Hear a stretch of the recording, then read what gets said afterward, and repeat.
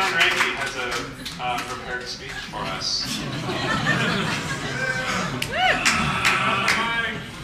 They asked me to prepare this because if I didn't, I'd start talking about my personal life. So we'll go straight from the script. When I joined XOR back in March of 1988, I think there were under 40 employees at that time. And I was one of 3 employees that was over 40 years of age at that time. So I'm an old fart compared to Herb. I think I still am. Yes. Back in those days at XOR, B2C meant beer to car. But little XOR was about to grow up and be acquired, and there was a guy put a rocket strap to our back, and he was right. And Herb and Trent talked about how long and hard they looked for a suitable partner to grow our business.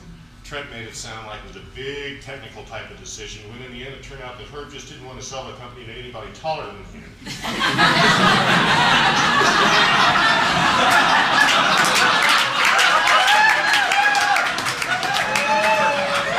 So Grant was long out, and here we are. And I heard after the acquisition that XOR Boulder had a slight reputation as hard partiers. And hey, why do you think they call it Herb? But as the cultural leader, Herb used to talk about social glue, and I think there are a few back at Frontenac that think we were sniffing it. Be that as it may. Way back when when I first joined the company, a fellow named Eli suggested XOR folks meet downtown to play some pool at the Foundry, and I thought this was pretty cool, and I didn't know what to expect. So I went down there, and Herb shows up, and I was brand new, and Herb took the time to talk to me, and he expressed his concern that he prided himself in knowing every employee's name, and that if XOR kept growing at the pace it was, he wasn't sure how long he would keep that up. But I thought that was really nice. This was important to him, and he was worried about it. And then he called me Frank.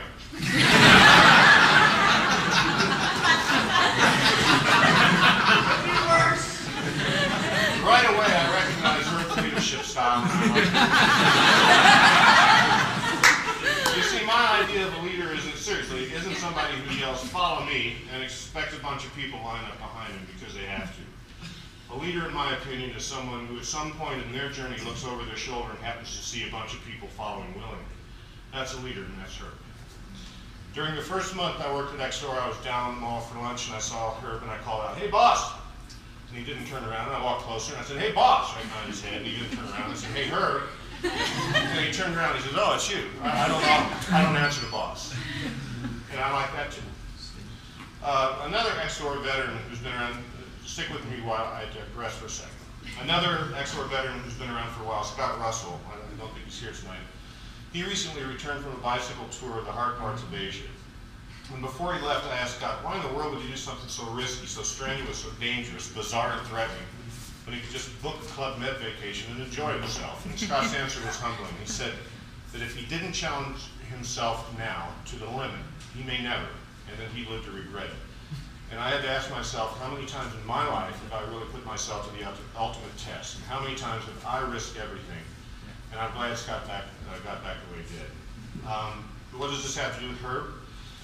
Herb is about to walk away from a sure thing. And that on its surface sounds crazy. But deep down, if you think about it, it takes a huge amount of courage. He's setting himself adrift to challenge himself while he still has the energy, the piss and vinegar, the attitude and unspoiled style that made him a success once, and twice if you count his lovely wife and family. Herb wants to see if he can do it again, and I applaud that kind of gumption. When we all know he can kick back, ride this baby all the way to the bank with his feet up on the desk, he chooses to cash out, roll the dice, and try it again. Either that or Trent and he had a huge argument. But be careful, Herb. This is not without risk. A few million here and there, it doesn't buy what it used to. And you know, you can't expense anything anymore. Well, neither can we, for that matter.